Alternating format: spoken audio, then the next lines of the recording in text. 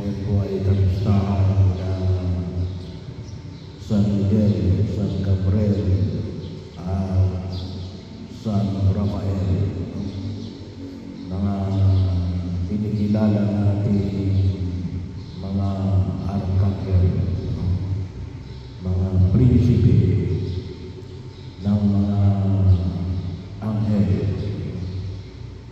Well, sabi nga mo namin ito tatlo lang ba yung arkanghel? Ito lang kasi yung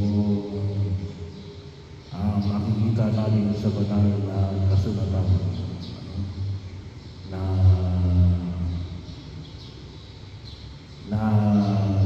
ilagay na may kanya-kanyang pagkilos. So si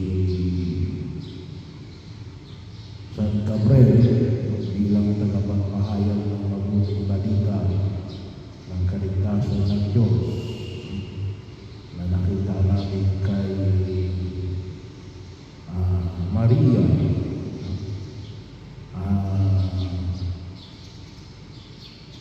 bahagi yun na nagpahayag ng mabuting balita na siya ang magdadala kay Jesus. So si San Miguel naman ay bilang tagapagtanggol ng Diyos. So si San Rafael ay bilang manggagamot na nakita natin sa aklat ng Toby, sa pamamagitan ng paggamot sa tatay niya na si Tobias. So tatlong ito maliwanag na sa banal na kasulatan na siyang pinagdiriwang natin ngayon sa araw na ito.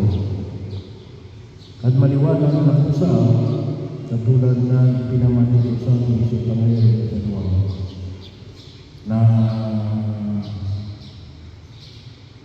katulad ng pagkakita ng mga anghel na umaakyat panahon sa kinaroroonan ng anak ng tao. Sabi mo natin, bahagi mo ng pagkilala ni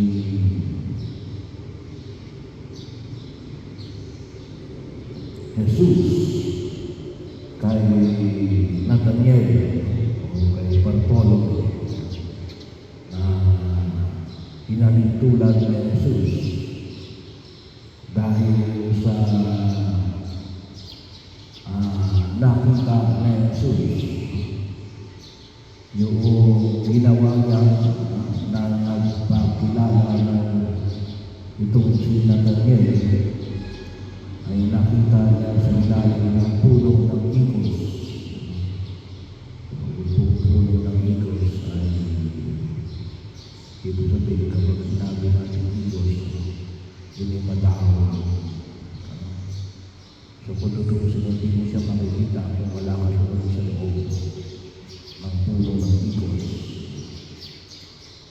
Alam naman ni Nathaniel na wala sa Jesus doon. So siguro ay doon siya na nagtamol. Hindi yung binanggit dito, no?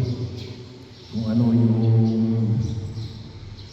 ginawa ni Nathaniel. Pero yung isang pinapanig dito ay hindi siya mandaraya. So, alam na ni Nathaniel doon. Bagaman may ilang mga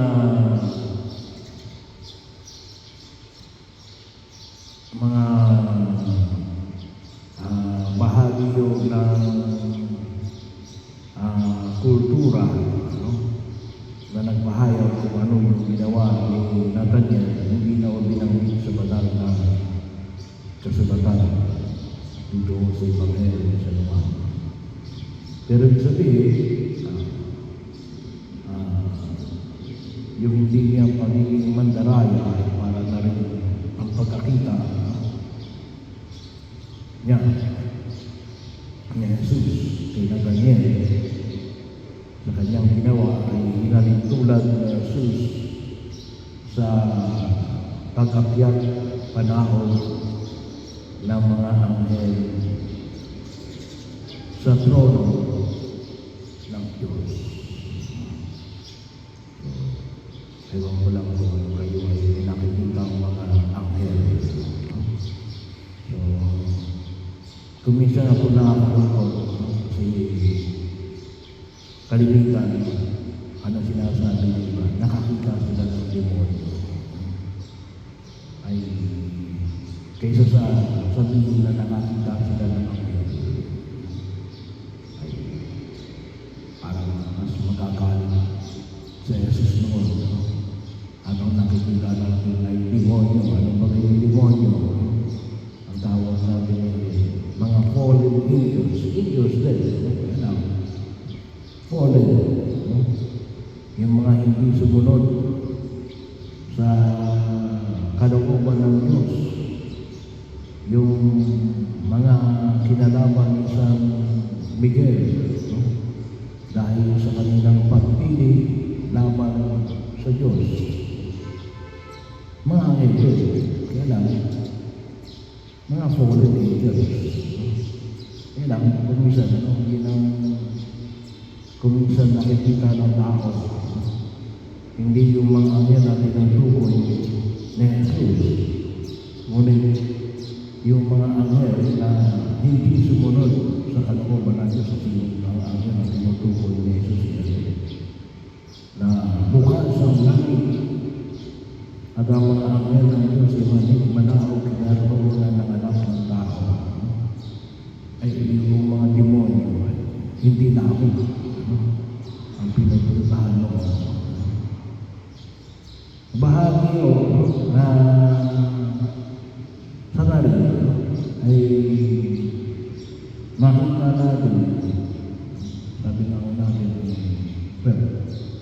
yung mga anghel o yung mga tawagin natin ay mga, kung hindi man mga anghel, parang itutulan natin sa mga anghel na alin na tumutugon sa panawagan ng buong may kapal. Nawa tayo lahat ay maging mga anghel na tumutulong sa bawat isa. So, kung minsan ay magamat kung tawagin natin ay figure of speech. Pero ano kaya ang tingin ng tao sa atin? Ay tinuturing ba tayo mga anghel ng Diyos? O mga fallen angels? Kung tawagin mo natin. Pero ito yung hapon hindi naman natin sa atin ang mga kapal. Nanawa, huwag natin kalimutan na natin na may mga anghel, may mga archangel na pwede natin lapitan para tayo tulungan sa ating mga hamon sa pagkilos natin sa bibig na ito. So sa ating hiling, ay binabanggit natin si Rafael at yung huling prayer natin kay San Miguel kapag araw ng mundo. So wag namin kalimutan na humingi ng tulong sa ating mga archangel na pinadala ng Diyos. Sabi nga ako, sino ba kayong mga anghel? Yung mga special na mga kaibigan ng Diyos. Para tayo ay tulungan na makatugon sa kanyang hamon sa bibig na ito. Humingi tayo na tayo ay gabayan from the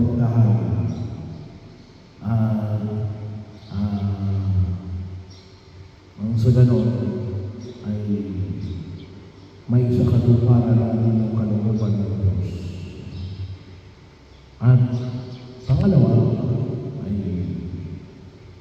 nawa ay nawa sa pamagitan ng pagkilos natin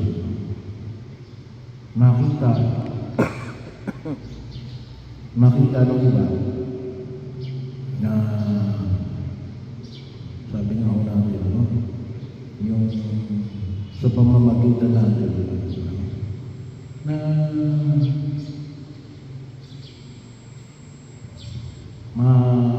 maramdaman yung patuloy na